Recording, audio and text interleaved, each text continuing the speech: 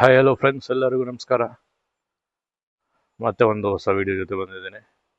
ಇವತ್ತೇನಂತ ಹೇಳಿದ್ರೆ, ನಮ್ಮ bike service ಕೊಡಬೇಕು. ಸೊ ಸಾಕಷ್ಟು ದಿವಸ ಆಯಿತು ಸರ್ವಿಸ್ ಕೊಟ್ಟು. ಇವತ್ತು ಅದಕ್ಕೆ ಟೈಮ್ ಬಂದಿದೆ, ಸರ್ವಿಸ್ ಕೊಡಬೇಕಾಗಿತ್ತು, ಅದಕ್ಕೆ ಹೋಗ್ತಿದ್ದೀರಿ. ಎಲ್ಲಂತಂದರೆ ವೈಟ್ ಫೀಲ್ಡ್ ಜಾವಾಗೆ. ಸೊ ಅಲ್ಲಿ ಹೋಗಿ ಸರ್ವಿಸ್ ಕೊಟ್ಟು ಮತ್ತೆ ಬರೋಣ. ಹಾಗಾದ್ರೆ ಹೊರಡೋಣ ಫ್ರೆಂಡ್ಸ್.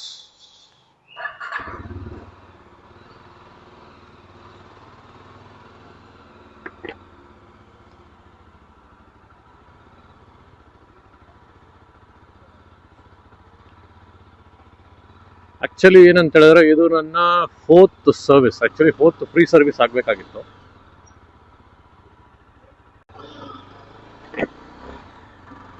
ಹಾಂ, ಯಾರೋ ಬಂದರು ಫ್ರೆಂಡು. ಸೊ ಮಾತಾಡೋದಕ್ಕೋಸ್ಕರ ಕ್ಯಾಮ್ರಾ ಆಫ್ ಮಾಡಬೇಕಾಯ್ತು. ಹೇಳ್ತಿದ್ನಲ್ವ, ಇದು 4th ಸರ್ವಿಸ್. ಆ್ಯಕ್ಚುಲಿ ನಂದು ಲಾಸ್ಟ್ 3 ಸರ್ವಿಸ್ ಬಂದ್ಬಿಟ್ಟು ಸ್ವಲ್ಪ ಮುಂಚೆನೇ ಆಗೋಯ್ತು. ಯಾಕಂದರೆ SDL ಎಸ್ಪೆಷಲಿ ಏನಂದರೆ ಎವ್ರಿ 6000 ಕಿಲೋಮೀಟರ್ಸ್ಗೆ ಒಂದು ಸರ್ವಿಸ್ ಇರುತ್ತೆ. ನನ್ನ ಇದರಲ್ಲಿ ಏನಾಯ್ತು ಅಂತ ಹೇಳಿದ್ರೆ, ಅವ್ರದ್ದು ಟೈಮ್ ಪ್ಲಸ್ಸು ಕಿಲೋಮೀಟರ್ಸ್ ಅವ್ರು ಹೇಳ್ತಾರೆ. ಯಾವುದು ಬೇಗ ಬರುತ್ತೋ ಅದು ಪ್ರಕಾರ ನೀವು ಸರ್ವಿಸ್ ಮಾಡಬೇಕು ಅಂತ. ನನ್ನ ವಿಷಯ ಏನಾಯ್ತು ಅಂತ ಹೇಳಿದ್ರೆ, ನಾನು ನವಂಬರ್ 22ನಲ್ಲಿ ತೊಗೊಂಡಿದ್ದು ಗಾಡಿನ. ಅದಾದ್ಮೇಲೆ ಜಾಸ್ತಿ ಓಡಿಸಿಲ್ಲ ನಾನು.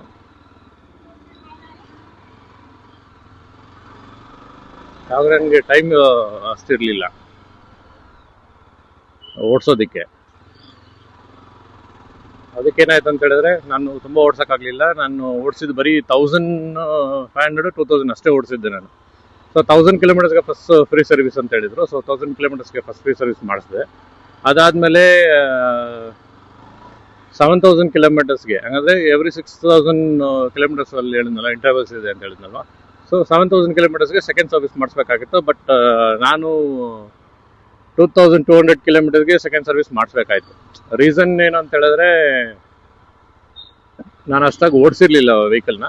ಬಟ್ ಆಗ್ಲೇ ಅವರು 6 ಮಂತ್ಸು, ಒಂದು 6000 ಕಿಲೋಮೀಟರ್ಸ್ ಇಂಟರ್ವಲ್, ಇಲ್ಲಾಂದರೆ 6 ಮಂತ್ಸು, ಯಾವುದೋ ವಿಚ್ ಅವರ್ಸ್ ಅರ್ಲಿಯಸ್ಟ್ ಅಂತ ಅವ್ರದ್ದೊಂದು ಇದಿದೆ, ಕಂಡೀಷನ್ ಇದೆ. ಸೊ ನಾನು ತುಂಬ ಓಡಿಸ್ತಿರೋದ್ರಿಂದ ಏನಾಯಿತು ಅಂತ ಹೇಳಿದ್ರೆ, ನಾನು ಅಷ್ಟೊಂದು ರೈಡ್ಸ್ ಮಾಡ್ತಿರ್ಲಿಲ್ಲ ಆಗ. ಸೊ ಕಡಿಮೆ ಓಡಿದ್ದ ಗಾಡಿ, ನಾನು ಫೋರ್ಸ್ಫುಲ್ ಆಗಿ ಅದನ್ನ ಸರ್ವಿಸ್ ಮಾಡಿಸ್ಲೇಬೇಕಾಗಿತ್ತು. ಅದಾಯಿತು. ಮತ್ತೇನೂ ಏನಾಯಿತು ಅಂದರೆ, ಥರ್ಡ್ ಸರ್ವಿಸ್ಗೆ ನಾನು 12,000 ಕಿಲೋಮೀಟರ್ಸ್ ಕೊಡಬೇಕಾಗಿತ್ತು. 12,000 ಕಿಲೋಮೀಟರ್ಸ್ ಥರ್ಡ್ ಸರ್ವಿಸ್ ಕೊಡೋದಕ್ಕೆ ಇನ್ನೂ ಪ್ರಾಬ್ಲಮ್ ಏನಾಯಿತು ಅಂತ ಹೇಳಿದ್ರೆ, ನಾನು ಅಷ್ಟು ಓಡಿಸಿರ್ಲಿಲ್ಲ. ಯಾಕಂದರೆ ಅವಾಗ ನಾನು 8,000 ಏನೋ ಓಡಿಸಿದ್ದೆ. ಆವಾಗ ರೈಡ್ಸ್ ಮಾಡ್ತಾ ಇದ್ದೆ. ಸೊ ಎವ್ರಿ ರೈಡ್ಸ್ ಅಂತ ನಾವು ಇಟ್ಕೊಂಡ್ರು ನಾನು 6 ಮಂತ್ಸಿಗೆ ಒಂದು 8,000 ಕಿಲೋಮೀಟರ್ಸ್ ಏನೋ ಅಷ್ಟೇ ಓಡಿಸಿದ್ದೀನಿ ನಾನು. ಸೊ ಆವಾಗ ಥರ್ಡ್ ಸರ್ವಿಸ್ ಮಾಡಿಸ್ಬಿಟ್ಟೆ. ಅವಾಗ ನಾನು 8,000 ಇತ್ತು ಅಲ್ವಾ ಕಿಲೋಮೀಟರ್ಸ್ ಮಾಡಿದೆ. ಅವಾಗ್ಲೂ ಲಾಸ್ಟೇ ನನಗೆ ನೋಡೋಕೆ ಹೋದರೆ. ಯಾಕಂದರೆ ಎವ್ರಿ ಟೈಮ್ ಇವರು ಆಯಿಲ್ ಚೇಂಜ್ ಮಾಡ್ಬೇಕಂತಾರೆ, ಫಿಲ್ಟರ್ ಚೇಂಜ್ ಎಲ್ಲ ಆಗಬೇಕು. ಯಾಕಂದರೆ ಮೇಂಟೆನೆನ್ಸ್ ಆಗಬೇಕಲ್ವಾ. ಓಡಿಸ್ತಿರೋದ್ರೂ ನಾವೇನು ಮಾಡಬೇಕು, ಫಿಲ್ಟರ್ ಚೇಂಜ್ ಮಾಡಲೇಬೇಕು. ಬಟ್ ಆಯಿಲ್ ಚೇಂಜ್ ಮಾಡೋ ನೆಸೆಸಿಟಿ ಇಲ್ಲ. ತುಂಬ ದಿವಸ ನಾವು ಹಾಲ್ಟ್ ಮಾಡಿ ನಿಲ್ಲಿಸಿದ್ರೆ ಆಯಿಲ್ ಸ್ಟೈನ್ ಆಗುತ್ತೆ. ಬಟ್ ನಂದು ರೆಗ್ಯುಲರ್ ಆಗಿ ವೆಹಿಕಲ್ ಓಡ್ತಿತ್ತು, ಬಟ್ ತುಂಬ ಡಿಸ್ಟೆನ್ಸ್ ಓಡ್ತಿರಲಿಲ್ಲ. ಎವ್ರಿ ಡೇ ಕಮ್ಯೂಟ್ ಇದ್ದೇ ಇತ್ತು ನಂದು. ಯಾಕಂದರೆ ಆಫೀಸ್ಗೆ ಹೋಗೋದು ಬರೋದು ಅನ್ನೋದು ಇದ್ದೇ ಇತ್ತು. ಆದರೆ ನಾನು ತುಂಬ ಲಾಂಗ್ ಹೋಗ್ತಾ ಇರಲಿಲ್ಲ, ಕಿಲೋಮೀಟರ್ಸ್ ಕವರ್ ಮಾಡ್ತಾ ಇರಲಿಲ್ಲ. ಬಟ್ ಇವಾಗ ಏನಾಯ್ತು ಅಂದರೆ, ನನಗೆ 4th ಸರ್ವಿಸ್ ಆಲ್ರೆಡಿ ನನಗೆ ಇಂಟಿಮೇಷನ್ ಬರ್ತಾನೆ ಇತ್ತು. ಬಟ್ ನಾನು 4th ಸರ್ವಿಸು 18,000 ಕಿಲೋಮೀಟರ್ಸ್, ಅದು ಇಂಟರ್ವಲ್ಸ್ ಇದೆ, ಇಲ್ಲಿಂದ 18 ಮಂತ್ಸ್ ಅಂತ. ಸೊ 18 ಮಂತ್ಸ್ ಆಯಿತು, ನನಗೆ ಮೆಸೇಜ್ ಬಂತು. ಬಟ್ 18,000 ಕಿಲೋಮೀಟರ್ಸ್ ಆಗಿರಲಿಲ್ಲ. ಈಗಲೂ ನೀವು ನೋಡಿದ್ರೆ ನಂದು ತೀರಾ ಕಡಿಮೆನೇ ಓಡಿರೋದು. ಎಷ್ಟು ಓಡಿದೆ ಅಂದರೆ, ಒಂದ್ಸರಿ 10,200 ಕಿಲೋಮೀಟರ್ಸ್ ಓಡಿದೆ. ಆಲ್ಮೋಸ್ಟ್ 10,290 ಕಿಲೋಮೀಟರ್ಸ್ ಓಡಿದೆ. 18,000 ಓಡಬೇಕಾಗಿರೋದು, ಇನ್ನು 8,000 ಪೆಂಡಿಂಗ್ ಇದೆ. ಆಗಲೇ ನನಗೆ 4th ಸರ್ವಿಸ್ಸು ಇಂಟಿಮೇಷನ್ ಬರ್ತಾ ಇತ್ತು. ಸರಿ, ನಾನೇನು ಅಂದ್ಕೊಂಡೆ, ಬಿಡಿ ಆಲ್ರೆಡಿ ಮಾಡಿದ್ದೀನಿ ನಾನು ಸರ್ವಿಸ್ಸು, ಮಾಡಿದ್ರೆ ಏನಿಲ್ಲ. 8,000 ಕಿಲೋಮೀಟರ್ಸ್ ಇದ್ದಾಗ ನಾನು ಸರ್ವಿಸ್ ಮಾಡಿದ್ದು. ಸೊ ನೆಕ್ಸ್ಟ್ ಇಂಟರ್ವಲ್ 6,000 ಕಿಲೋಮೀಟರ್ಸ್ ಅಲ್ವಾ. ನೆಕ್ಸ್ಟ್ ಬೇಗ ನಾನು ಆಗಲೇ ನಾನು ಪೇ ಮಾಡಿದ್ದೀನಿ. ಈವನ್ ಇದು ಫ್ರೀ ಸರ್ವಿಸ್ ಆದ್ರೂ ಚಾರ್ಜಸ್ ಆಲ್ಮೋಸ್ಟ್ 2,500 ರುಪೀಸ್ ಬರುತ್ತೆ ನನಗೆ. ಅವರು ಕನ್ಸ್ಯೂಮಬಲ್ಸು, ಆಮೇಲೆ ಆಯಿಲ್ ಅದೆಲ್ಲ ಯೂಸ್ ಮಾಡ್ತಾರಲ್ಲ ಅದಕ್ಕೆ. ಆಲ್ರೆಡಿ ಅದು ಮಾಡಿಸಿ ತಿರ್ಗಾ ಏನಕ್ಕೆ ಮಾಡಿಸ್ಬೇಕು ಅಂತ ನಾನು ಯೋಚನೆ ಮಾಡ್ತಾ ಇದ್ದೆ. ಬಟ್ 2 ಡೇಸಿಂದ ಏನಾಯ್ತು ಅಂತ ಹೇಳಿದ್ರೆ, ಲಾಸ್ಟ್ ಟೈಮ್ ನಾನು ಮಾಡಿಸಿದಾಗ ಏನಾಗುತ್ತೆ ಅಂತ ತೀರಾ ಕಡಿಮೆ ಓಡಿಸೋದ್ರಿಂದ ನಾನು ಏರ್ ಫಿಲ್ಟರು ಅವ್ರು ಚೇಂಜ್ ಮಾಡಿರಲಿಲ್ಲ, ಜಸ್ಟ್ ಕ್ಲೀನ್ ಮಾಡಿದ್ರು ಅಷ್ಟೇ. ಏರ್ ಫಿಲ್ಟರ್ ಚೆನ್ನಾಗಿದೆ ಸರ್, ಅದು ಚೇಂಜ್ ಮಾಡೋ ಅವಶ್ಯಕತೆ ಇಲ್ಲ, ಜಸ್ಟ್ ನಾವು ಕ್ಲೀನ್ ಮಾಡ್ಕೊಂಡ್ರೆ ಸಾಕು, ಯಾಕಂದ್ರೆ ತೀರಾ ಕಡಿಮೆ ಓಡಿರೋದಲ್ವಾ ಗಾಡಿ ಅಂತ ಹೇಳಿದ್ರು. ಬಟ್ ಈಗ ಏನಾಯ್ತದೆ, ಆಲ್ಮೋಸ್ಟ್ ನಾನು 6000 ಕಿಲೋಮೀಟರ್ಸ್ ನೆಕ್ಸ್ಟ್ ಓಡಿಸಿದ್ದೀನಿ.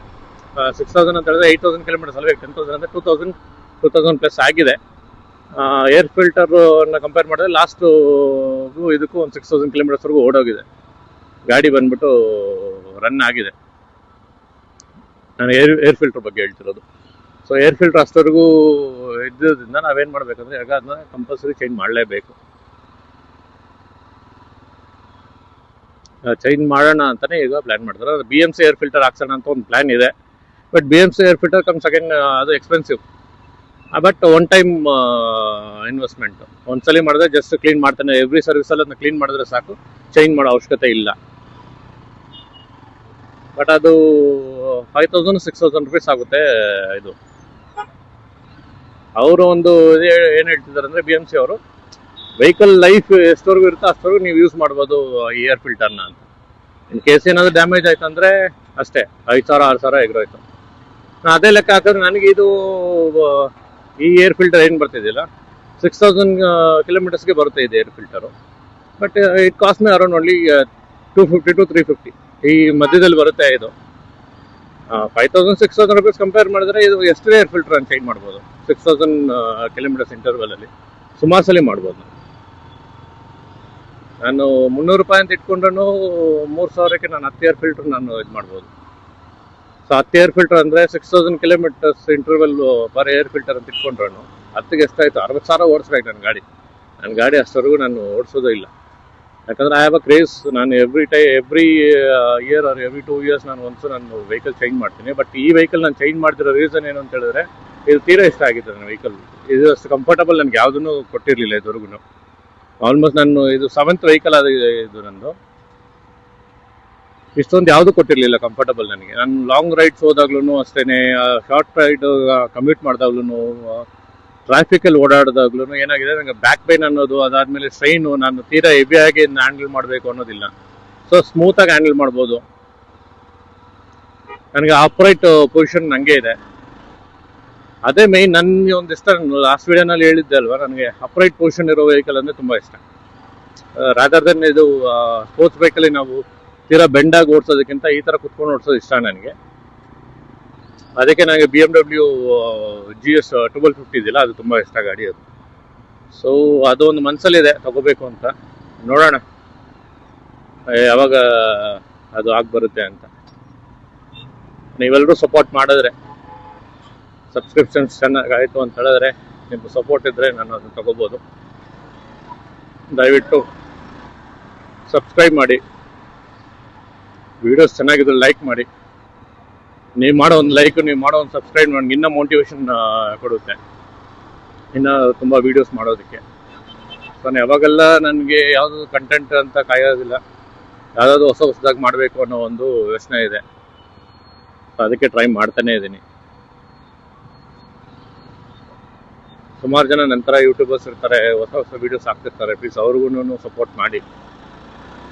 ಯಾಕಂದರೆ ಸಬ್ಸ್ಕ್ರಿಪ್ಷನ್ ಮಾಡೋದಕ್ಕೆ ನಿಮ್ಗೇನು ಚಾರ್ಜಸ್ ಆಗಲ್ಲ. ಸೊ ಜಸ್ಟ್ ಒಂದು subscription can change someone's life. ಅವ್ರಿಗೊಂದು ಮೋಟಿವೇಶನ್ ಇರುತ್ತೆ, ಅವರು ಒಂದು ಏನೋ ಸಾಧನೆ ಯೂಟ್ಯೂಬಲ್ಲಿ ಮಾಡಬೇಕು, ಇಲ್ಲಾಂದರೆ ಸೋಷಿಯಲ್ ಮೀಡಿಯಾನಲ್ಲಿ ಮಾಡಬೇಕು ಅಂದರೆ ಅದು ತೀರಾ ಹೆಲ್ಪ್ಫುಲ್ ಇರುತ್ತೆ. ನಾನು ಅಷ್ಟೇ, ಇಲ್ಲಿ ಎಲ್ಲರೂ ಅಷ್ಟೇ, ನಮ್ಮದು ಅವ್ರದ್ದು ಒಂದು ಐಡೆಂಟಿಟಿ ಇರಬೇಕು ಅನ್ನೋ ಒಂದು ಇದರಲ್ಲಿ ಬರ್ತಾರೆ. ಸೊ ನಂದು ಅಷ್ಟೇ, ನಂದು ಒಂದು ಐಡೆಂಟಿಟಿ ಇರಬೇಕು. ನಾವು ಯಾರು ಅಂತ ಸ್ವಲ್ಪ ಜನಕ್ಕೆ ಗೊತ್ತಾಗ, ಅಟ್ಲೀಸ್ಟು ನಮ್ಮ ಸರ್ಕಲ್ ಅಂತಲ್ಲ, ಸ್ವಲ್ಪ ನಮ್ಮ ಕರ್ನಾಟಕಕ್ಕೆ ಅಟ್ಲೀಸ್ಟ್ ಇಂಥವನು ಇದ್ದಾನೆ ಇವನು ಅನ್ನೋದು ಒಂದು ಗೊತ್ತಾದ್ರೆ ಒಂದು ಐಡೆಂಟಿಟಿ ಅಲ್ವಾ. ಅದಕ್ಕೋಸ್ಕರ ನಾನು ವೀಡಿಯೋಸ್ ಮಾಡ್ತಿರೋದು.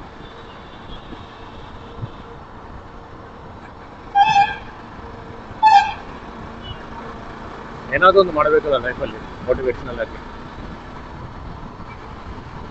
ನನಗೆ ಈ ಬೈಕು ಅದಾದಮೇಲೆ ಕಾರು ಇದೆಲ್ಲ ಸ್ವಲ್ಪ ಕ್ರೇಜ್ ಇದೆ. ಅದಕ್ಕೋಸ್ಕರ ನಾನು ಏನು ಮಾಡಿದ್ದೀನಿ, ಮೋಟೋ ಬ್ಲಾಗ್ ಅಂತ ಹೇಳ್ಬಿಟ್ಟು, ಆಮೇಲೆ ಆಟೋಮೊಬೈಲ್ ಅಂತ ಹೇಳಿ ನಾನು ವೀಡಿಯೋಸ್ ಮಾಡ್ತಿರೋದು. ಇನ್ನು ಬೇರೆಯವರು ಫ್ರೂಟ್ ಬ್ಲಾಗ್ ಮಾಡ್ತಾರೆ, ಆ ಥರ ಈ ಥರ ಇದೆ. ಅದಕ್ಕೂ ಸಪೋರ್ಟ್ ಮಾಡಿ. ನೀವು ಯಾರಾದರೂ ಯೂಟ್ಯೂಬ್ ಸ್ಟಾರ್ಟ್ ಮಾಡಬೇಕು ಅಂದರೆ ಎಸ್, ತುಂಬ ಒಳ್ಳೇದು, ಮಾಡಿ.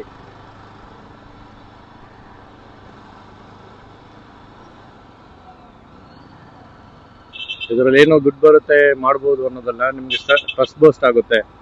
ಯಾಕಂದರೆ ಸುಮಾರು ಜನ ಬಂದ್ಬಿಟ್ಟು ಕಾರ್ಪೊರೇಟಲ್ಲಿ ಕೆಲಸ ಮಾಡ್ತಿರ್ತಾರೆ, ಬೇರೆ ಬೇರೆ ಉದ್ಯಮದಲ್ಲಿರ್ತಾರೆ. ಅವ್ರಿಗೆಲ್ಲರಿಗೂ ಏನಾಗುತ್ತೆ ಅಂದರೆ ಎವ್ರಿ ಡೇ ಟ್ರಸ್ಟ್ ಅನ್ನೋದು ಇದ್ದೇ ಇರುತ್ತೆ. ಈ ಥರ ಯಾವುದಾದ್ರು ಒಂದು ಮಾಡುವಾಗ ಏನಾಗುತ್ತೆ ಅಂದರೆ ನಿಮಗೆ ಹೊಸ ಹೊಸ ಐಡಿಯಾಸ್ ಬರುತ್ತೆ. ಅದಾದಮೇಲೆ ನಿಮಗೆ ಓನಾಗಿ ನೀವೇ ಏನಾದರೂ ಮಾಡೋದಕ್ಕೆ ಒಂದು ಮೋಟಿವೇಶನಲ್, ನಿಮ್ಮ ಸೆಲ್ಫ್ ಮೋಟಿವೇಶನಲ್ ಆಗಿರುತ್ತೆ ಇದು. ಇವತ್ತು ನಾನು ಯೂಟ್ಯೂಬ್ ಮಾಡ್ತಿರ್ಬೋದು, ಆಟೋಮೊಬೈಲ್ಸ್ ಅದೆಲ್ಲ ಮಾಡ್ತಿರ್ಬೋದು. ನಾಳೆ ಒಂದು ದಿವಸ ನಾನೇ ಹೊಸದಾಗಿ ಏನೋ ಒಂದು ಮಾಡೋದಕ್ಕೆ ನನಗೂ ಒಂದು ಐಡಿಯಾ ಬರುತ್ತೆ. ಯಾಕಂದರೆ ಸುಮಾರು ಜನ ಹತ್ರ ಇನ್ನೊಂದು ಯೂಟ್ಯೂಬ್ ಮಾಡುವಾಗ ನೀವೇನಾಗ್ತೀರ ಅಂದರೆ you don't hesitate to speak to others. ಸ್ವಲ್ಪ ಜನಕ್ಕೆ ಅವರು ಇಂಟ್ರೋವರ್ಟ್ ಆಗಿರ್ತಾರೆ, ಅವ್ರು ಯಾರ ಹತ್ರನೂ ಮಾತಾಡಲ್ಲ, ಆ ಥರ ಇರುತ್ತೆ. But they wanted to come out from that. ಆ ಥರನೂ ಬರಬೇಕು ಅಂತ ಹೇಳಿದ್ರೂ ಅವರಿಗೆ ಜನ ಹತ್ರ ಬೆರೆಯೋದಕ್ಕೆ ಸ್ವಲ್ಪ ಕಷ್ಟ ಆಗುತ್ತೆ. But this actually gives you good way. ನೀವು ಬೇರೆಯವ್ರ ಹತ್ರ ಮಾತಾಡಬೇಕು, ಚೆನ್ನಾಗಿ ನಿಮ್ಮ ಸ್ಕಿಲ್ಸ್ ಡೆವಲಪ್ ಮಾಡಬೇಕಂದ್ರೆ ಇದೊಂಥರ ಇದು. ಯಾಕಂದರೆ ನೀವು ಯಾರನ್ನು ಯೂಟ್ಯೂಬ್ ಮಾಡೋರು ನೋಡಿ, ತುಂಬ ಕ್ರೌಡ್ ಇದ್ರೂ ಅವ್ರು ತಲೆ ಕೆಡಿಸ್ಕೊಳ್ಳಲ್ಲ. ಹೋಗ್ತಾರೆ ಯೂಟ್ಯೂಬಲ್ಲಿ ವೀಡಿಯೋಸ್ ಮಾಡ್ತಿರ್ತಾರೆ, ಕ್ಯಾಮ್ರಾ ಮುಂದೆ ಮಾತಾಡ್ತಿರ್ತಾರೆ. ಸರ್ಕಲಲ್ಲಿ ಯಾರಿದ್ದಾರೆ ಏನಿದ್ದಾರೆ ಅಂತ ಅವರು ಅದನ್ನ ಕೇರ್ ಮಾಡಲ್ಲ. ಯಾಕಂದರೆ ಅವರು ಕೆಲಸನೇ ಅದು. ಇವಾಗ ನಾನು ಅಷ್ಟೇ ಎಲ್ಲಾದ್ರು ಯೂಟ್ಯೂಬ್ ಮಾಡ್ತೀನಿ ಅಂದರೆ 4 ಜನ ಇದ್ದಾರೆ ಅಂದರೆ ನಾನು ಅದ್ರ ಬಗ್ಗೆ ಯೋಚನೆ ಮಾಡಲ್ಲ. ನನ್ನ ವೀಡಿಯೋಸ್ ಏನಿದೆ ನಾನು ಹೇಳ್ತೀನಿ, ಮಾತಾಡ್ತೀನಿ. ಬೇರೆಯವ್ರು ಯಾರು ಇವನು ಬಂದು ಏನೋ ಮಾಡ್ತಾ ಇದ್ದಾನೆ, ಕ್ಯಾಮ್ರಾ ಮಾತಾಡ್ತಾ ಇದ್ದಾನೆ, ಹಂಗೆ ಹಿಂಗೆ ಅಂತ ಅನ್ಕೋಬೋದು. ಬಟ್ ಮಾರ್ಕ್ ಮೈ ವರ್ಡ್ಸ್, ನೀವು ಆ ಥರ ಮಾಡೋವಾಗ ಏನಾಗುತ್ತೆ ಅಂದರೆ, ಈಗ ನೀವೇನು ಕಾಲೇಜಲ್ಲಿ ಇರೋರಾಗಿರ್ಬೋದು, ಯಂಗ್ಸ್ಟರ್ಸ್ ತುಂಬ ಜನ ಯೂಟ್ಯೂಬ್ನ ಸ್ಟಾರ್ಟ್ ಮಾಡಿದ್ದಾರೆ, ಆ್ಯಂಡ್ ಇನ್ಸ್ಟಾಗ್ರಾಮಲ್ಲಿದ್ದಾರೆ. ಸೊ ಏನಾದರೂ ಸ್ಪೀಚ್ ಕೊಡಬೇಕು, ಇಲ್ಲ ಅಂತ ಹೇಳಿದ್ರೆ ಬೇರೆ ಯಾವುದಾದ್ರೂ ಮೀಟಿಂಗ್ಸಲ್ಲಾಗಿರ್ಬೋದು, ನಿಮ್ಮ ಕಾಲೇಜು ಮೀಟ್ಸಲ್ಲಾಗಿರ್ಬೋದು, ಸೆಮಿನಾರ್ಸ್ ಆಗಿರ್ಬೋದು, ಎಲ್ಲದರಲ್ಲೂ ನಿಮಗೆ ನೀವು ಸ್ಟೇಜ್ ಮೇಲೆ ನಿಂತ್ಕೊಂಡು ಮಾತಾಡೋದಕ್ಕೆ it will give you a pump ಅಂತ ಹೇಳ್ಬೋದು. ನಿಮಗೆ ಅದು ಒಳ್ಳೆ ಅನುಭವ ಇರುತ್ತೆ. ಆ ಒಂದು ಹ್ಯಾಬಿಟ್ ಏನಿರುತ್ತಲ್ವ ಮಾತಾಡೋದು ಎಲ್ಲರ ಮುಂದೆನೂ, ಅದು ನೀವು ಕಲ್ತ್ಬಿಡ್ತೀರ. ಹಂಗೆ ಎಷ್ಟು ಜನ ಹತ್ರ ನೀವು ಬೆರೆಯೋಕ್ಕಾಗುತ್ತೋ ಅಷ್ಟು ಜನ ಹತ್ರ ನೀವು ಬೆರ್ತಾಗ ಏನಾಗುತ್ತೆ ಅಂದರೆ, the more good friends you make and more you become. ಒಳ್ಳೆ ಫ್ರೆಂಡ್ಸನ್ನ ನೀವು ಮಾತಾಡೋದು ಅವರಿಂದ. ನಾನು ನೋಡಿ, ಲಾಸ್ಟ್ ನಾನು ರೈಡ್ ಹೋದಾಗ ರೈಡರ್ಸ್ ಆರ್ಮಿ, ಆಮೇಲೆ F-77 ಈ ಥರ ಒಂದು ಗ್ರೂಪ್ ಜೊತೆ ನಾನು ರೈಡ್ ಮಾಡಿದ್ದೆ, ನೈಟ್ ರೈಡ್. ಆವಾಗ ನಾನು ಕಂಪ್ಲೀಟ್ಲಿ ಅವ್ರ ಜೊತೆ ನಾನು ತುಂಬ ಏನಾಗಿತ್ತು, ಇಂಟ್ರಾಕ್ಷನ್ ಮಾಡಿದೆ, ಅವ್ರ ಹತ್ರ ಕಾನ್ವರ್ಸೇಷನ್ ಬೆಳೀತು. ಹೇಳ್ಬೇಕಂದ್ರೆ ಎಲ್ಲರೂ ನಮ್ಮ ಥರ ಇರಲ್ಲ. So all are not introverts. ಅವರೊಂದು ಬಾರ್ಡರ್ ಹಾಕೊಂಡು ಇರಲ್ಲ. ಅವರು ಎಲ್ಲರ ಹತ್ರ ಅವರು ಬೆರೀತಾರೆ. ಹಂಗೆ ಬೆರ್ತಾಗ ಏನಾಗುತ್ತೆ, ತುಂಬ ಇನ್ಫಾರ್ಮೇಷನ್ ಚೇಂಜ್ ಆಗುತ್ತೆ. ಆ್ಯಂಡ್ ನಿಮಗೆ ಬೇಕಾಗಿರೋ ಯಾವುದೇ ಒಂದು ಹೇಳೋಕ್ಕಾಗಲ್ಲ. ನಿಮ್ಮ 10 ಜನದಲ್ಲಿ ಯಾರೋ ಒಬ್ಬರು ನಿಮಗೆ ಬೇಕಾಗಿರೋ ಅಂಥದ್ದು ನೀವು ಕೊಡೋವಂಥವ್ರು ಆಗಿರ್ಬೋದು. ಫಾರ್ ಎಕ್ಸಾಂಪಲ್, ನೀವೊಂದು ಬಿಸ್ನೆಸ್ ಐಡಿಯಾ ನೀವು ಹುಡುಕ್ತಿದ್ದೀರಾ, ಇಲ್ಲಂತ ಹೇಳಿದ್ರೆ ಇನ್ವೆಸ್ಟ್ಮೆಂಟ್ಗೆ ಹುಡುಕ್ತಿದ್ದೀರಾ, ಇಲ್ಲ ಅಂತ ಹೇಳಿದ್ರೆ ಏನೋ ಒಂದು ಮಾಡಬೇಕು ಅಂದ್ಕೊಂಡಿದ್ದೀರಾ ಅಂತ ಹೇಳಿದ್ರೆ, ನಿಮ್ಗೆ ಎಲ್ಲೋ ಒಂದು ಜಾಗದಲ್ಲಿ ಏನಾಗಿರುತ್ತೆ, ಎಲ್ಲೋ ಒಂದು ಜಾಗದಲ್ಲಿ ಹೋಲ್ಡ್ ಆಗಿರುತ್ತೆ. ಹೋಲ್ಡ್ ಅಂತ ಹೇಳಿದ್ರೆ ನೀವೆಲ್ಲೋ ಒಂದು ಜಾಗದಲ್ಲಿ ಸ್ಟಕ್ ಆಗಿರ್ತೀರಾ ಅಂದರೆ, ಅದನ್ನ ಏನು ಮಾಡ್ತಾರೆ ಅಂದರೆ, ಬೇರೆಯವರು ಯಾರಾದರೂ ನಿಮಗೆ ಆ ಮಾತಲ್ಲಿ ನೀವು ಕಾನ್ವರ್ಸೇಷನ್ ಬೇರೆಯವ್ರ ಹತ್ರ ಮಾಡುವಾಗ ಆ ಕಾನ್ವರ್ಸೇಷನ್ ಸಡನ್ನಾಗಿ ನಿಮ್ಗೆ ಸ್ಟ್ರೈಕ್ ಆಗ್ಬೋದು. ನೀವೆಲ್ಲೋ ಸ್ಟಕ್ ಆಗಿರೋರು ಅದಕ್ಕೆ ಒಂದು ಆನ್ಸರ್ ಆಗಲಿ, ಅದಕ್ಕೊಂದು ರಿಲೀಫ್ ಆಗಿ ಸಿಗ್ಬೋದು. ಸೊ ಸುಮಾರು ಜನ ಹತ್ರ ಬೆರೆಯುವಾಗ you will become better person. ಅದಕ್ಕೆ ಹೇಳೋದು, ಯೂಟ್ಯೂಬೇ ಸ್ಟಾರ್ಟ್ ಮಾಡಬೇಕು ಅಂತಿಲ್ಲ. ನೀವು 4 ಕಡೆ ಹೋಗಿ 4 ಜನ ಹತ್ರ ಮಾತಾಡಿ. ಅದರಿಂದ ನಿಮಗೆ 4 ವಿಷಯಗಳು ಗೊತ್ತಾಗುತ್ತೆ, 4 ಕೆಲಸಗಳು ಮಾಡ್ಬೋದು, ನ್ಯೂ ಐಡಿಯಾಸ್, ಕೆರಿಯರ್ ಗೊತ್ತಿರುತ್ತೆ. ಅದಾದ್ಮೇಲೆ ಯಾರಾದ್ರೂ ಕೆಲಸ ಹುಡುಕ್ತಿದ್ರು ಅಷ್ಟೇ, ನೀವು 4 ಜನ ಹತ್ರ ಮಾತಾಡೋವಾಗ ಯು ಡೋಂಟ್ ನೋ ಯಾರು ಎಲ್ಲಿ ಯಾವ ಪೊಸಿಷನಲ್ಲಿ ಇರ್ತಾರೆ ಅಂತ. ಆ್ಯಂಡ್ ಐ ನೆವರ್ ನೋ, ನಾನು ಓದೋ ಗ್ರೂಪಲ್ಲಿ ಯಾರು ಯಾವ ಪೊಸಿಷನ್ ಇದೆ ಅಂತ ಗೊತ್ತಿಲ್ಲ. ನಾಳೆ ಒಂದು ದಿವಸ ನನಗೆ ಯಾವುದಾದ್ರು ಕೆಲಸದಲ್ಲಿ ಹೆಲ್ಪ್ ಬೇಕು, ಅದು ಬೇಕು ಅಂತಂದ್ರೆ ಇಮಿಡಿಯೇಟಾಗಿ ಕೂಡ ಐ ಕ್ಯಾನ್ ಕಾಂಟ್ಯಾಕ್ಟ್ ದಮ್. ಯಾಕಂದರೆ ಅವರು ಅದರಲ್ಲೂ ಇರ್ಬೋದು, ಹೇಳೋಕ್ಕಾಗಲ್ಲ. ಅದಕ್ಕೆ ಹೇಳ್ತಿರೋದು, ಎಲ್ಲರ ಹತ್ರನೂ ಬೆರೀಬೇಕು. Which even I was a person. ನಾನು ಯಾರ ಹತ್ರ ಅಷ್ಟಾಗಿ ಮಾತಾಡ್ತಾ ಇರಲಿಲ್ಲ. I have very limited friends. But ಈಗ ಏನು ಮಾಡ್ತಾ ಇದ್ದೀನಿ, I am trying to gather many friends, I am trying to explore myself. ಈ ಥರ ಮಾಡ್ತಾ ಇದ್ದೀನಿ. ಓಕೆ, ಜಾವಾ ಬಂದಾಯಿತು. ಸೊ ಸೊ ಫಸ್ಟ್ ಏನಾಗಿತ್ತು ಅಂದರೆ ಜಾವಾ ಎಸ್ ಡಿ ಮಾತ್ರ ಇತ್ತು. ಇವಾಗ ನೋಡಿ Jawa B S A and S D ಇದೆಲ್ಲನೂ ಆಗಿದೆ. ಸೊ ಬಿ ಎಸ್ ಸಿನೂ ಇವ್ರ ಕಡೆಯಿಂದನೇ ಈಗ ಸೇಲ್ ಆಗುತ್ತೆ ಅನಿಸುತ್ತೆ. Let me check and update you. ನಾವು ಸರ್ವಿಸ್ ಹತ್ರ ಬಂದಾಯಿತು. ಆಲ್ಮೋಸ್ಟ್ ತುಂಬ ಗಾಡಿಗಳಿದೆ ಅನಿಸುತ್ತೆ. ನೋಡೋಣ ರೀ, ಸರ್ವಿಸ್ ಮ್ಯಾನೇಜರ್ ಹತ್ರ ಕೇಳಿ ನೋಡೋಣ.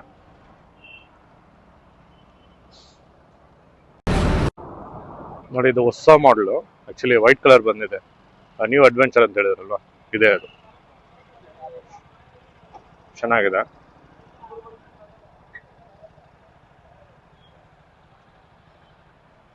ನಂದು ಆ ಗಾಡಿ ಇದೆ ಅಲ್ವಾ, ಜಸ್ಟ್ ಏನಂತ ಹೇಳಿದ್ರೆ ಕಲರ್ ಡಿಫರೆಂಟ್ ಆಗಿದೆ, ಬೇರೆ ಏನು ಅಷ್ಟೊಂದು ಚೇಂಜಸ್ ಏನಿಲ್ಲ.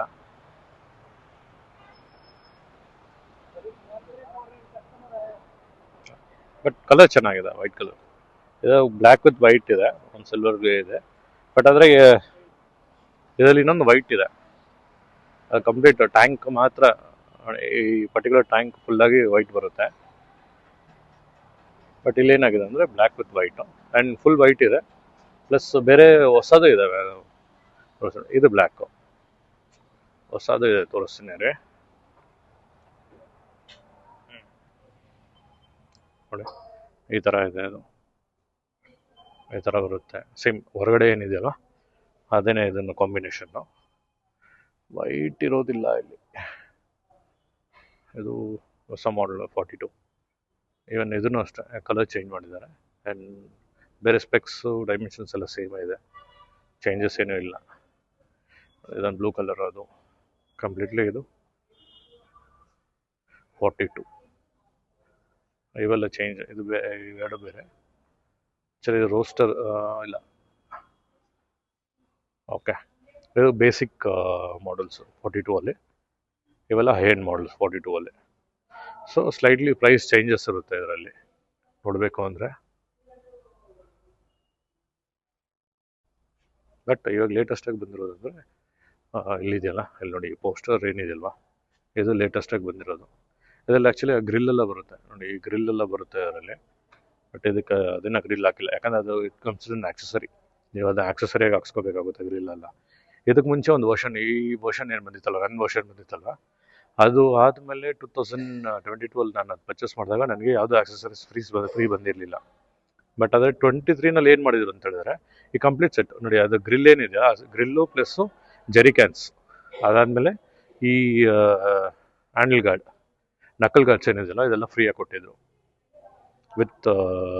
Without any charges. ಆಕ್ಸೆಸರಿ ಫ್ರೀಯಾಗಿ ಕೊಟ್ಟಿದ್ರು, ಅದ್ರ ಜೊತೆನೇ ಬಂದೋದು. ಅಂದರೆ ಜಸ್ಟ್ ಕಾಂಬಿನೇಷನ್ ಕ್ಲಬ್ ಟುಗೆದರ್ ಎಲ್ಲನೂ ಬರೋದು.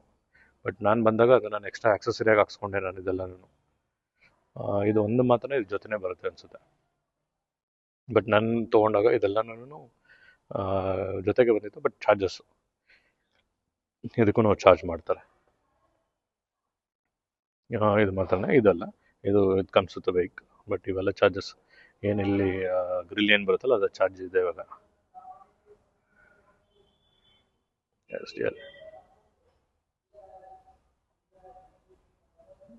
ನೋಡಿ, ಇದು ಬಿ ಎಸ್ ಎ ಹೇಳಿದ್ನಲ್ವ, ಬಿ ಎಸ್ ಎ ತೋರಿಸ್ತೇನೆ ಅಂತ. ಇದು ಬಿ ಎಸ್ ಎ ಬಂದಿರೋ ಗಾಡಿ ಇವಾಗ.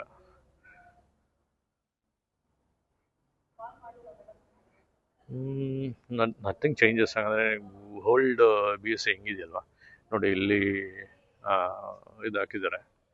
ಓಲ್ಡ್ ಬಿ ಎಸ್ ಎಸ್ ಹೆಂಗಿದೆ ಸೇಮ್ ರೆಟ್ರೋ ಸ್ಟೈಲಲ್ಲೇ ಮಾಡಿದ್ದಾರೆ ಇದನ್ನು. ಬಟ್ ಇವಾಗ ಲೇಟೆಸ್ಟಾಗಿ ಕೂತ್ಕೊಳ್ಳೋದಕ್ಕೆ ಆ ಫ್ಲ್ಯಾಟ್ ಸೀಟು ಅದೆಲ್ಲ ಸ್ವಲ್ಪ ಚೇಂಜಸ್ ಆಗಿದೆ ಅಷ್ಟೇ, ಬೇರೆ ಏನು ಜಾಸ್ತಿ ಕಾಸ್ಮೆಟಿಕ್ಸ್ ಚೇಂಜಸ್ ಏನಿಲ್ಲ. ಬಟ್ ಕಲರ್ ಸಖತ್ತಾಗಿದೆ, chrome with silver grey colour. So ನೀವು ರೋಡಲ್ಲಿ ಹೋದರೆ ಒಂದು ಅಟೆನ್ಷನ್ ಸಿಕ್ಕುತ್ತೆ ಈ ಗಾಡಿಯಲ್ಲಿ. ಏನು ಮಾಡೋರು, ನೀವು ಟೈರ್ ಸೈಜ್ ನೋಡಿದ್ರೆ ಟೈರ್ ಇಸ್ ಬಿಗ್, ದೊಡ್ಡದಿದೆ tyre. The dimension of a tyre is 90/100 ಇದೆ. ನೋಡಿ ಅಷ್ಟೇ ನೋಡಿ. ಇದು ಕಂಪ್ಲೀಟ್ಲಿ ಬ್ಲ್ಯಾಕ್, ಚೆನ್ನಾಗಿದೆ. I mean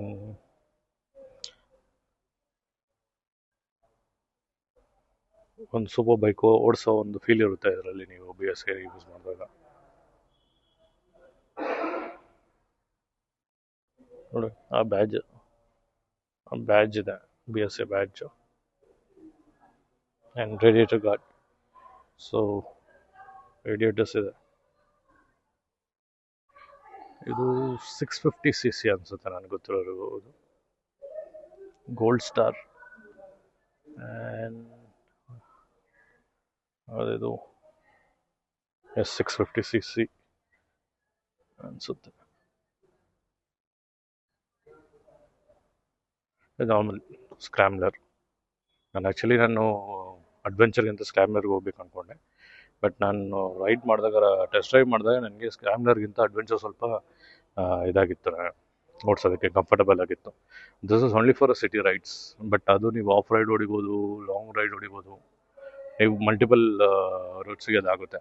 but scrambler is only meant to highway and city. And ಸಿಟಿನಲ್ಲೂ ಅಷ್ಟೇ ಸ್ಕ್ರಾಮ್ಲರ್ ನೀವು ಅಷ್ಟಾಗಿ ರೇವ್ ಮಾಡೋಕ್ಕಾಗಲ್ಲ. This are the bike that is dedicatedly for cities and highways.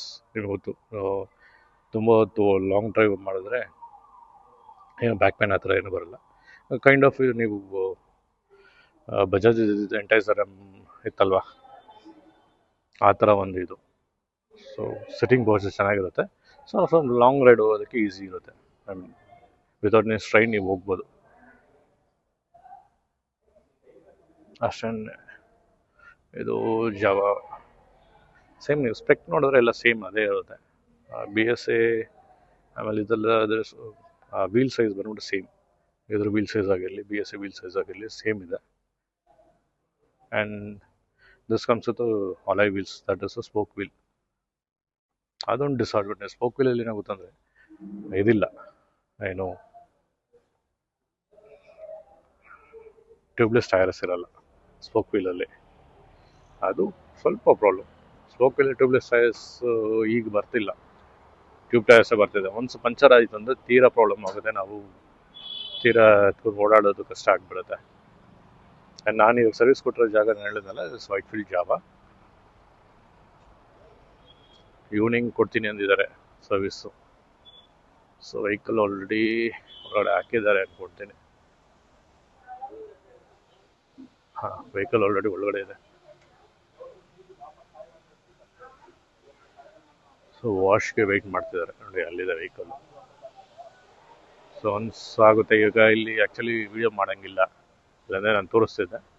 Once vehicle ready ಆಗಿದ ತಕ್ಷಣ ಕಾಲ್ ಮಾಡ್ತಾರೆ ನಮಗೆ, ನಾವು ಬರೋಣ, ಓಕೆನಾ?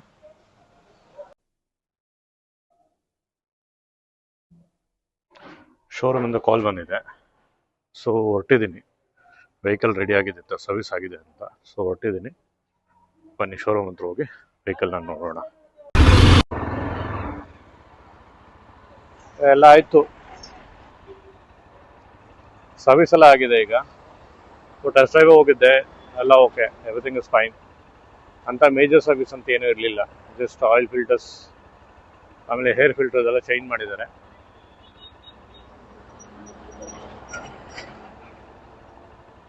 ಆ್ಯಂಡ್ ಬೇಸಿಕ್ ಆಯಿಲ್ ಸರ್ವಿಸ್ ಏನಿದೆಯಲ್ವ, ಆಯಿಲ್ ಚೇಂಜ್ ಮಾಡೋದು ಅದು ಇದು ಅಷ್ಟೇ, ಬೇರೆ ಏನಿಲ್ಲ.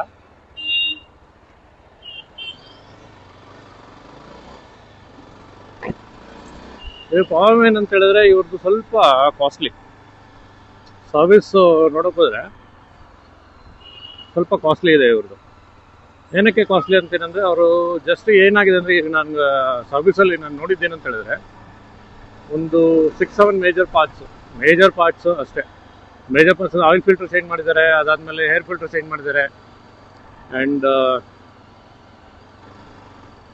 ಆಯಿಲ್ ಅಸೆಂಬ್ಲಿ, ಇದು ಸೀಲಿಂಗ್ ಚೇಂಜ್ ಆಗಿದೆ. ಸೀಲಿಂಗ್ ಅಂದರೆ ಗ್ರೀನ್ ಕಲರ್ ಪೇಪರ್ ಥರ ಬರುತ್ತೆ, ಎರಡು ಕ್ಯಾಪಿಗೆ ಮಧ್ಯದಲ್ಲಿ ಬರೋಂಥದ್ದು ಅದಾದಮೇಲೆ ಆಯಿಲ್. ಇಷ್ಟೇ ಮೇಜರಾಗಿ ಆಗಿರೋದು. ಇನ್ನು ಮಿಕ್ಕಿದ್ದೆಲ್ಲ ಕಾಸ್ಮೆಟಿಕ್ಸ್ಗೆ ಭಯಂಕರ ದುಡ್ಡು ಹಾಕ್ತಾರೆ ಇಲ್ಲಿ. ಚೈನ್ ಲೂಬ್ ಮಾಡಿದ್ದಾರೆ, ಮೋಟೋಲ್ದು ಚೈನ್ ಲೂಬು, ಚೈನ್ ಕ್ಲೀನ್ ಅಂತ ಹಾಕಿದ್ದಾರೆ. ಸೊ ಬರೀ ಚೈನ್ ಲೂಬು, ಚೈನ್ ಕ್ಲೀನ್ಗೆ 300 ರೂಪಾಯಿ. ನೀವು ಆನ್ಲೈನಲ್ಲಿ ಮೋಟೋಲ್ದು chain lube, chain clean C1 C2 ಅಂತ ಇದೆಯಲ್ವಾ, ಏನೋ ಕಾಂಬೋ, ಅದನ್ನೇ ನಿಮ್ಗೊಂದು 450 ರೂಪಾಯಿ ಸಿಕ್ಬಿಡುತ್ತೆ. ಅದು ನೀವು ಆರಾಮಾಗಿ ಒಂದು 20 ಟೈಮ್ಸ್ವರೆಗೂ ಯೂಸ್ ಮಾಡ್ಬೋದು.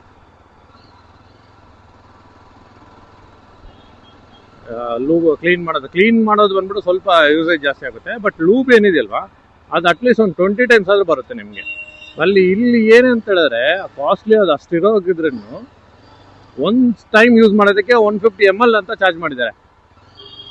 150 ml ಏನಾದರೂ ನೀವು ಚೈನಿಗೆ ಹೊಡೆದ್ಬಿಟ್ರೆ ಅಷ್ಟೇ. ಈ 150 ml ಚೈನ್ ಕ್ಲೀನಿಗೆ ಏನಾಗ್ತಾರಲ್ವಾ, ಓಕೆ ಅದು ಅಂಡರ್ಸ್ಟ್ಯಾಂಡಬಲ್. ಯಾಕಂದರೆ ಚೈನ್ ತೀರಾ ಗಲೀಜಿರುತ್ತೆ, ಯಾಕಂದರೆ ಅದರಲ್ಲಿ ಡಸ್ಟ್ ಪಾರ್ಟಿಕಲ್ಸ್ ಎಲ್ಲ ಸೇರ್ಕೊಂಡಿರುತ್ತೆ. ಅದಕ್ಕೋಸ್ಕರ ಅವ್ರು ಕ್ಲೀನ್ ಮಾಡೋದಕ್ಕೆ ಅದನ್ನ ಸ್ಪ್ರೇ ಮಾಡಲೇಬೇಕಾಗುತ್ತೆ ಅಂತ ಹೇಳ್ಬೋದು. ಬಟ್ ಚೈನ್ ಲೂಬ್ ಬಂದ್ಬಿಟ್ಟು 150 ml ಏನಾದರೂ ಹಾಕ್ಬಿಟ್ರೆ ತೀರಾ ಚೈನು ಹಾಳಾಗ್ಬಿಡುತ್ತೆ. ಯಾವಾಗಲೂ ಅಷ್ಟೇ ನಾವು ಚೈನ್ ಲೂಬು ಏನು ಮಾಡಬೇಕು ಅಂತ ಹೇಳಿದ್ರೆ ಜಸ್ಟ್ ಒಂದು ಸ್ಪ್ರೇ ಮಾಡಬೇಕು. ಎಲ್ಲಿ ಸ್ಪ್ರೇ ಮಾಡಬೇಕು ಅಂತ ಹೇಳಿದ್ರೆ ಈ ಕಾರ್ನರ್ಸ್ ಏನಿದೆಯಲ್ವಾ, ಜಾಯಿಂಟ್ ಏನು ಕಾರ್ನರ್ಸ್ ಇದೆಯಲ್ಲ, ಆ ಫ್ರಿಕ್ಷನ್ ಆಗೋ ಜಾಗದಲ್ಲಿ ಮಾತ್ರ ಚೈನ್ ಲೂಬ್ ಹಾಕಬೇಕು. ಎಲ್ಲರೂ ಏನು ಮಾಡ್ತಾರೆ ಅಂದರೆ ಮಧ್ಯದಲ್ಲಿ ಹಾಕಿ ಇದು ಮಾಡಿಬಿಡ್ತಾರೆ. ಇವ್ರೂ ಅಷ್ಟೇ, ಏನು ಅದ್ರಲ್ಲಿ ಹಾಕಿರೋದು ಸ್ವಲ್ಪನೇ, ಬಟ್ ಅದ್ರಲ್ಲಿ ಚಾರ್ಜ್ ಮಾಡಿರೋದು ಮಾತ್ರ ನನಗೆ 150 ml ಚಾರ್ಜ್ ಮಾಡಿದ್ದಾರೆ. ಅದೊಂದು 300 rupees. ವಾಷಿಂಗ್ ನಾನು ಹೊರಗಡೆನೆ ಫೋಮ್ ವಾಶು ನಿಂತು ಇದು ಮಾಡೋ ಅದು ಮಾಡೋ ಅಂತ ಹೇಳಿದ್ರೆ 150 ರೂಪಾಯಿ ತೊಗೊತಾನೆ. ಅಂಥದ್ದು ಇವ್ರು ಅದು ಏನು ವಾಷಿಂಗ್ ಮಾಡಿದ್ರು ಗಾಡಿ ಬಂದ್ಬಿಟ್ಟು ಸೇಮ್ ವಾಟರ್ ವಾಶ್ ಮಾಡಿದ್ರೆ ಹೆಂಗಿದೆ ಅದೇ ಥರನೇ ಇದೆ.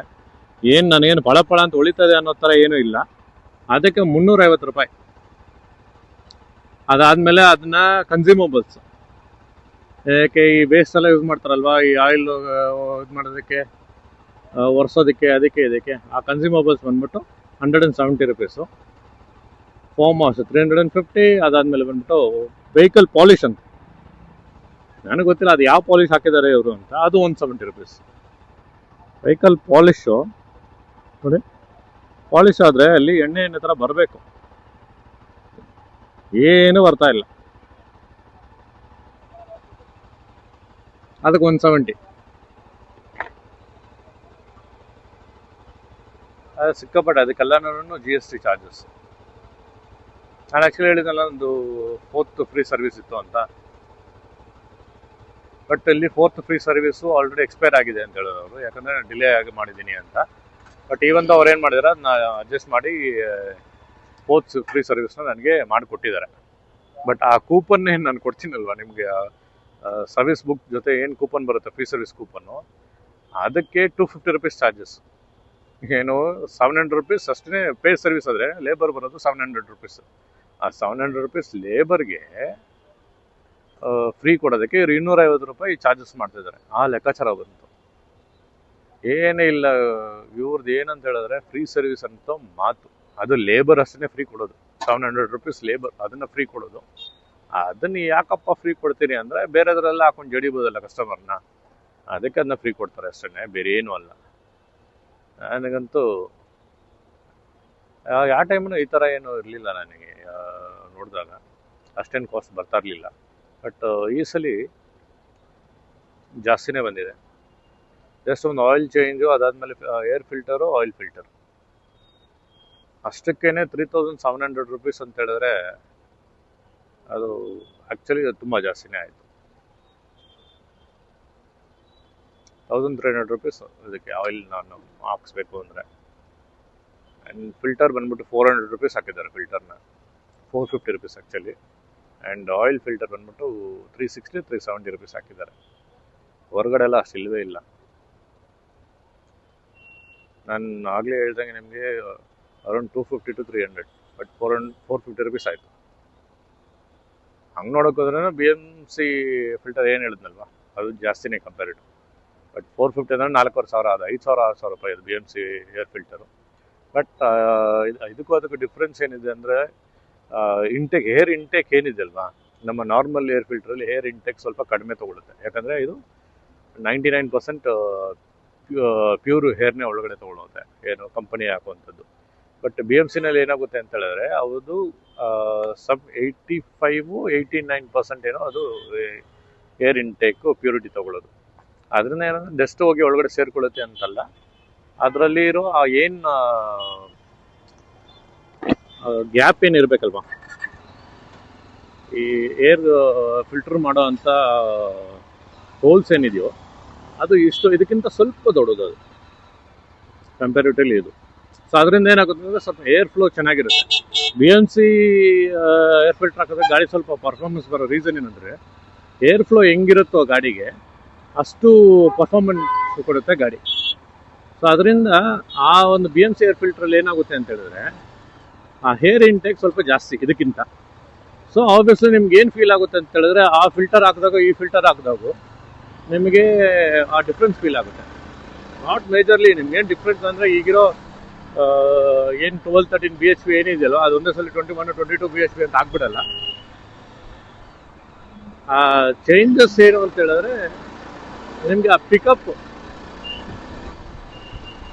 ಆ ಒಂದು ಮೈನ್ಯೂಟ್ ಇದರಲ್ಲಿ ಒಂದು ದಾರ ಅಷ್ಟು ಇದರಲ್ಲಿ ನಿಮಗೆ ಆ ಚೇಂಜಸ್ ಗೊತ್ತಾಗದಿರೋಲ್ಲ ಗೊತ್ತಾಗುತ್ತೆ. ನಾರ್ಮಲ್ ಆಗಿ ಏರ್ ಇಂಟೆಕ್ ತಗೊಳ್ಳೋವಂಥ ಏರ್ ಫಿಲ್ಟರ್ ಏನಾಗುತ್ತೆ ಅಂದರೆ ನಾವು ಥ್ರಾಟಲ್ ಮಾಡಿದಾಗ ಅದು ರೆಸ್ಪಾನ್ಸ್ ಕೊಡುತ್ತಲ್ವಾ, ಆ ರೆಸ್ಪಾನ್ಸ್ಗೂ ಆ BMC ಏರ್ ಫಿಲ್ಟರ್ ಹಾಕಿದಾಗ ನಾವು ಕೊಡೋಂಥ ರೆಸ್ಪಾನ್ಸ್ಗೂ ತೀರಾ ಡಿಫ್ರೆನ್ಸ್ ಇರುತ್ತೆ.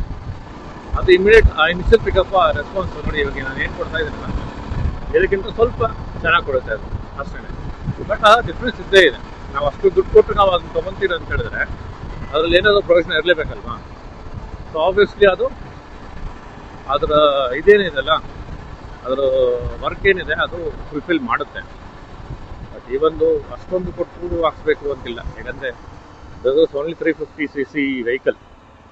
350cc ವೆಹಿಕಲ್ಗೆ this is more than enough. ಸ್ವಲ್ಪ ಜನ KTMಗೆ ಇದಕ್ಕೆ ಅಂತ BMC ಏರ್ ಫಿಲ್ಟರ್ಸ್ ಹಾಕ್ತಾರೆ. ಎಸ್, ಅವ್ರಿಗೆ ಪರ್ಫಾರ್ಮೆನ್ಸ್ ಬೇಕಾಗುತ್ತೆ ಅಂತ ಹಾಕ್ತಾರೆ. ಬಟ್ ನನಗೆ ಐ ಥಾಟ್ ನೆಸೆಸಿಟಿ ಇಲ್ಲ ಅಂತ. ಯಾಕಂದರೆ ಇದು ಅಡ್ವೆಂಚರ್ ಬೈಕ್. ನಾನೇನು ಇದನ್ನು 150, 160, 180 ಅಂತ ಕ್ರೂಸ್ ಮಾಡಲ್ಲ. ಇದನ್ನು ಹಂಗೆ ಕ್ರೂಸ್ ಮಾಡೋರ್ಗೇ ಅದು ಬೇಕಾಗುತ್ತೆ. ನಾನೇನು ಇದನ್ನ ಮಾಡೋಕ್ಕೆ ಹೋಗಲ್ಲ. ಬಿಕಾಸ್ ನಾನು ಮಾಡೋಕ್ಕೂ ಆಗಲ್ಲ. ಇದು ಟಾಪ್ ಸ್ಪೀಡೇ ನೀವು ನೋಡೋಕೆ ಹೋದರೆ 140, 145 ನಾನು ಹೊಡೆದಿರೋದು. ಅದಕ್ಕೆ ಮೇಲೆ ಇದು ಹೋಗೋದಿಲ್ಲ. ಏನಾಗುತ್ತೆ ಅಂದರೆ ಏರೋಡೈನಮಿಕ್ಸ್ ಅಂತಾರಲ್ವ, ಏರೋಡೈನಮಿಕ್ಸ್ ಇದರಲ್ಲಿ ಅಷ್ಟೊಂದಿಲ್ಲ. ನಾವೇ ಅಪ್ ಫ್ರಂಟ್ ಪೊಸಿಷನಲ್ಲಿ ಕೂತಿರ್ತೀರಿ. ಸೊ ನಾವೇ ಅರ್ಧಕ್ಕರ್ಧ ಗಾಳಿನ ತಡಿತೀರಿ. ಈ ಒಂದು ನಾನು ಬೆಂಡಾಗಿ ಓಡಿಸ್ಬೇಕಂದ್ರೆ ನಾನು ಬೆಂಡಾಗಿ ಓಡಿಸಿದ್ರೆ ಏನಾಗುತ್ತೆ, ನನಗೆ ಈ ಆರ್ಮ್ಸ್ ಪೇಯ್ನ್ ಬರುತ್ತೆ. ಯಾಕಂದರೆ ತೀರಾ ಹಿಂಗೆ ಬೆಂಡಾಗಿ ಓಡಿಸ್ಬೇಕಾಗುತ್ತಲ್ವ. ಸೊ ಅದರಿಂದ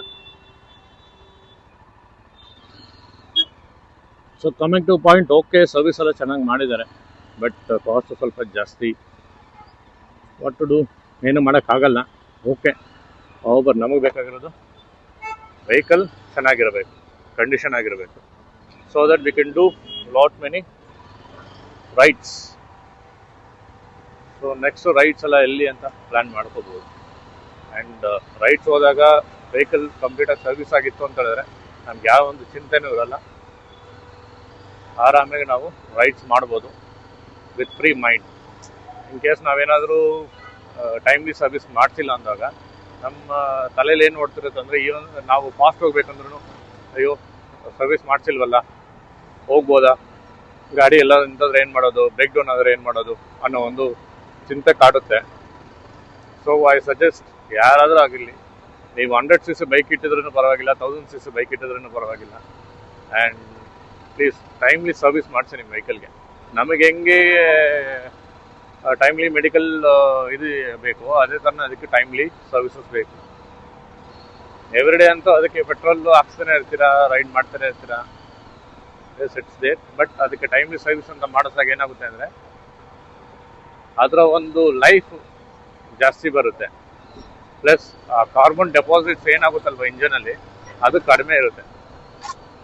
ಈವನ್ ಕಾರ್ಬನ್ ಔಟ್ ಏನಿರುತ್ತಲ್ಲ, ಈವನ್ BS6 ವೆಹಿಕಲ್ ಆಗಿದ್ರೂ ನಾವು ತುಂಬ ಸರ್ವಿಸ್ ಮಾಡಿಸ್ತೀರಾ ವೆಹಿಕಲ್ನ ಓಡಿಸುವಾಗ ಏನಾಗುತ್ತೆ ಅಂದರೆ ನಿಮ್ಮ ವೆಹಿಕಲ್ ಸ್ಮೋಕ್ ಏನಿರುತ್ತಲ್ವ ಅದರ ಕಲರ್ ಚೇಂಜ್ ಆಗುತ್ತೆ. ಆ ಕಲರ್ ಚೇಂಜ್ ಆದಾಗ ಆಬ್ವಿಯಸ್ಲಿ ಏನಾಗುತ್ತೆ, ಕಾರ್ಬನ್ ಡೈಆಕ್ಸೈಡ್ ಸ್ವಲ್ಪ ಜಾಸ್ತಿ ಬರುತ್ತೆ. ಅದರಿಂದ ನಮ್ಮ ಪೊಲ್ಯೂಷನ್ಸೂ ಜಾಸ್ತಿ ಆಗುತ್ತೆ. ಸೊ ನಾವು ನಮ್ಮ ಬೈಕ್ನೂ ಚೆನ್ನಾಗಿ ಇಟ್ಕೋಬೋದು, ನಮ್ಮ ಗ್ಲೋವ್ನೂ ಚೆನ್ನಾಗಿರ್ಬೋದು. ಆದಷ್ಟು ನಾವೇನು ದೊಡ್ಡ ಡಿಫ್ರೆನ್ಸ್ ಏನು ಮಾಡೋಕ್ಕೆ ಹೋಗಲ್ಲ. ಇರೋ ಒಂದು ವೆಹಿಕಲ್ ನಮ್ಮಲ್ಲಿ ಮನೆಯಲ್ಲಿ ನಾವು ಚೆನ್ನಾಗಿ ಓಡಿಸ್ಬಿಟ್ರೆ ಒಂದು ಡಿಫ್ರೆನ್ಸ್ ಆಗಿಬಿಡಲ್ಲ. ಬಟ್ ಆದರೆ ನಾವು ಎಲ್ಲರೂ ಸೇರಿಕೊಂಡು ಒಂದು 1% ನಮ್ಮ ವೆಹಿಕಲ್ನಲ್ಲಿ ಡಿಫ್ರೆನ್ಸ್ ಓಡಿಸೋಕೆ ಹೋದರೆ ಆ್ಯಕ್ಚುಲಿ ಚೇಂಜ್ ಆಗುತ್ತೆ. ಇದು ಯಾಕೆ ಹೇಳ್ತಾ ಇದ್ದೀನಿ ಅಂತ ಹೇಳಿದ್ರೆ, ನಾವು ಕೋವಿಡ್ ಟೈಮಲ್ಲಿ ಲಾಕ್ಡೌನ್ ಮಾಡಿದಾಗ ನಿಮ್ಮೆಲ್ರಿಗೂ ಗೊತ್ತಿತ್ತು, ಅದು ದೊಡ್ಡ ಒಂದು ನ್ಯೂಸೇ ಆಗಿತ್ತು. ನಮ್ಮ ಪೊಲ್ಯೂಷನ್ ಪರ್ಸೆಂಟೇಜ್ ಬಂದ್ಬಿಟ್ಟು ತೀರಾ ಇಂಪ್ರೂವ್ ಆಗಿತ್ತು ಲಾಕ್ಡೌನ್ ಮಾಡಿದಾಗ. ಯಾಕಂದರೆ 1.5 ತಿಂಗಳು 2 ತಿಂಗಳು ಲಾಕ್ಡೌನ್ ಆದಾಗ ವೆಹಿಕಲ್ಸೇ ಓಡಾಡ್ತಾ ಇರಲಿಲ್ಲ ಎಂಟೈರ್ ಇಂಡಿಯಾ. ಅದರಿಂದ ನಮ್ಮ ಇಂಡಿಯಾನಲ್ಲಿ ಇದ್ದಿದ್ದು ಪೊಲ್ಯೂಷನ್ ಪರ್ಸೆಂಟೇಜ್ ಇತ್ತಲ್ವ, ಅದರಲ್ಲಿ ದೊಡ್ಡ ಪ್ರಮಾಣದಲ್ಲಿ ಚೇಂಜಸ್ ಕಾಣಿಸಿತ್ತು. ಸೊ ಇವಾಗ ನಾವು ಲಾಕ್ಡೌನ್ ಮಾಡ್ಕೊಂಡು ಮನೇಲಿ ಕುತ್ಕೊಳ್ಳೋಕೆ ಆಗಲ್ಲ. ಬಟ್ ಆದರೆ ನಾವು ಟೈಮ್ಲಿ ಸರ್ವಿಸ್ ಮಾಡಿಸಿ ನಮ್ಮ ಗಾಡಿನೂ ಚೆನ್ನಾಗಿಟ್ಕೊಂಡು ನಮ್ಮ ಅರ್ಥನೂ ನಾವು ಚೆನ್ನಾಗಿಟ್ಕೊಂಡ್ರೆ ನಮಗೆ ಒಳ್ಳೆಯದು. ನಾವು ನಮ್ಮ ಫ್ಯೂಚರ್ ಜನ್ರೇಷನ್ ನಾವು ಏನು ಕೊಡ್ತಿರೋ ಇಲ್ವೋ, ಒಳ್ಳೆ ಮೆಸೇಜ್ ಕೊಡಬೇಕು ಆ್ಯಂಡ್ ಒಳ್ಳೆ ಗಾಳಿ, ನೇಚರ್ ಇದನ್ನು ನಾವು ಕೊಡಬೇಕು. ಯಾಕಂದರೆ ನಾವೇ ಹಾಳು ಮಾಡ್ತಾ ಇರೋದು. ನಮ್ಮ ಮುಂದೆ ಜನ್ರೇಷನ್ ಸ್ವಲ್ಪ ಹಾಳು ಮಾಡಿದ್ರೆ ನೆಕ್ಸ್ಟ್ ಜನ್ರೇಷನ್ ನಾವು ಹಾಳು ಮಾಡ್ತಾ ಇದ್ರಿ. ಇದಾದ್ಮೇಲೆ ನಮ್ಮ ನೆಕ್ಸ್ಟ್ ಜನ್ರೇಷನ್ ಅವ್ರೇನು ಮಾಡ್ತಾರೋ ಗೊತ್ತಿಲ್ಲ. ಬಟ್ ನಮ್ಮ ನೆಕ್ಸ್ಟ್ ಜನ್ರೇಷನ್ ಇವಾಗ ಎಲ್ಲರೂ ಎಲೆಕ್ಟ್ರಿಕಲ್ಲಿ ಹೋಗ್ಬಿಡ್ತಾರೆ. ಈವನ್ ಎಲೆಕ್ಟ್ರಿಕ್ ಎಲ್ಲರೂ ಹೇಳ್ತಾರೆ ದಟ್ ಇಸ್ ಎಕೋ ಗ್ಲೋಬಲ್ ಇದು ಇದಾಗುತ್ತೆ ಅಂತ. ಬಟ್ ಈಕೋ ಸಿಸ್ಟಮ್ನ ನಾವು ಉದ್ಧಾರ ಮಾಡೋಂಥದ್ದು ಏನಿಲ್ಲ ಎಲೆಕ್ಟ್ರಿಕ್ ನಾವು ಯೂಸ್ ಮಾಡೋವರೆಗೂ. ಆಮೇಲೆ ಅದು ಬ್ಯಾಟ್ರಿ ಏನಾದರೂ ಡ್ಯಾಮೇಜ್ ಆಯಿತು ಅಂತ ಹೇಳಿದ್ರೆ ಆ ಬ್ಯಾಟ್ರಿನ ನಾವು ಡಿಸ್ಟ್ರಾಯ್ ಮಾಡಬೇಕಂದ್ರೆ ಅದಕ್ಕಿಂತ ದೊಡ್ಡ ಪ್ರಮಾಣ, ನಾವು ಪೆಟ್ರೋಲ್ ಡೀಸೆಲ್ ಏನು ಯೂಸ್ ಮಾಡ್ತಿರಲ್ವ, ಇದಕ್ಕಿಂತ ದೊಡ್ಡ ಪ್ರಮಾಣದಲ್ಲೇ ಗ್ಲೋಬಲ್ ಎಕೋಸಿಸ್ಟಮ್ನ ನಾವು ಹಾಳು ಮಾಡ್ತೀವಿ. ಇದು ಸುಮಾರು ಜನಕ್ಕೆ, ಸಾಕಷ್ಟು ಜನಕ್ಕೆ ಇದು ಗೊತ್ತಿದೆ. ಇನ್ನು ಸ್ವಲ್ಪ ಸಾಕಷ್ಟು ಜನಕ್ಕೆ ಇದನ್ನ ಹೇಳಕ್ಕೆ ಬಿಡಲ್ಲ. ಯಾಕೆ ಅಂತ ಹೇಳಿದ್ರೆ ರೀಸನ್ ಅಂಥದ್ದು ಎಲ್ಲ ಹೇಳಿದ್ರೆ ಜನಕ್ಕೆ ಗೊತ್ತಾಗ್ಬಿಡುತ್ತಲ್ವ, ಯಾರು ಇದಕ್ಕೆ ಹೋಗಲ್ಲ, ಎಲೆಕ್ಟ್ರಿಕ್ಗೆ ಹೋಗಲ್ಲ. ಸೊ ವಿಚ್ ಅವರ್ ನಾವು ಯಾವುದೇ ಒಂದು ಟೆಕ್ನಾಲಜಿ ಅಂತ ಬಂದ್ರೂ ಅದರಲ್ಲೇ ಆದ ಒಂದು ಹಾರ್ಮ್ಫುಲ್ನೆಸ್ ಇದ್ದೇ ಇದೆ. ಬೆಟರ್ ಸೈಕಲ್ ಹೊಡಿಬೇಕು. ಎಲ್ರಿಗೂ ಶುಗರ್, BP ಎಲ್ಲ ಕಡಿಮೆ ಆಗಿಬಿಡುತ್ತೆ. ಹಳೆ ಕಾಲದಲ್ಲಿ ಜಟ್ಕಾ ಗಾಡಿ ಹೊಡಿತಿದ್ರಲ್ಲ, ಆ ಥರ ನಾವು ಜಟ್ಕಾ ಗಾಡಿ, ಎತ್ತಿನ ಗಾಡಿ ಈ ಥರ ಬಂದ್ಬಿಡ್ಬೇಕು. ಫುಲ್ ಗ್ಲೋಬಲ್ ವಾರ್ಮಿಂಗ್ ಕಡೆ ಕಟ್ಟಬೇಕಂದ್ರೆ. ಬಟ್ ಪ್ರಾಕ್ಟಿಕಲಿ ಅದು ಆಗಲ್ಲ. ನಾವಿರೋ ಫಾಸ್ಟ್ ವರ್ಲ್ಡಲ್ಲಿ ನಮ್ಮೆಲ್ಲರಿಗೂ 1000cc ಬೈಕೇ ಬೇಕು. ಈವನ್ ನಾನೇನು ಸಾಧ್ಯ ಅಲ್ಲ, ನನಗೂ 1000cc 1200cc ಮೇಲೆ ಸ್ವಲ್ಪ ಕಣ್ಣು. ಆಬ್ವಿಯಸ್ಲಿ ಎಲ್ಲರ ಮೆಂಟಾಲಿಟಿನೂ ಅಷ್ಟೇ, ಇರೋದ್ರಲ್ಲಿ ಯಾರೂ ತೃಪ್ತಿ ಪಡಲ್ಲ. ಸೊ ಇನ್ನೂ ಬೆಟ್ರಾಗಿ ಏನಾದರೂ ಮಾಡಬೇಕನ್ನೋ ಯೋಚನೆ ಇರುತ್ತೆ. Same year. ಓಕೆ, ಇಲ್ಲಿಗೆ ವಿಡಿಯೋನ ನಾನು ಎಂಡ್ ಮಾಡ್ತಾಯಿದ್ದೀನಿ. ಮತ್ತೆ ಒಂದು ಹೊಸ ವಿಡಿಯೋ ಜೊತೆ ನಿಮ್ಮ ಮುಂದೆ ಬರ್ತೀನಿ. ಆಗೋರ್ಗೂ Anil Kannadiga signing off. Please subscribe, like and share. Bye bye.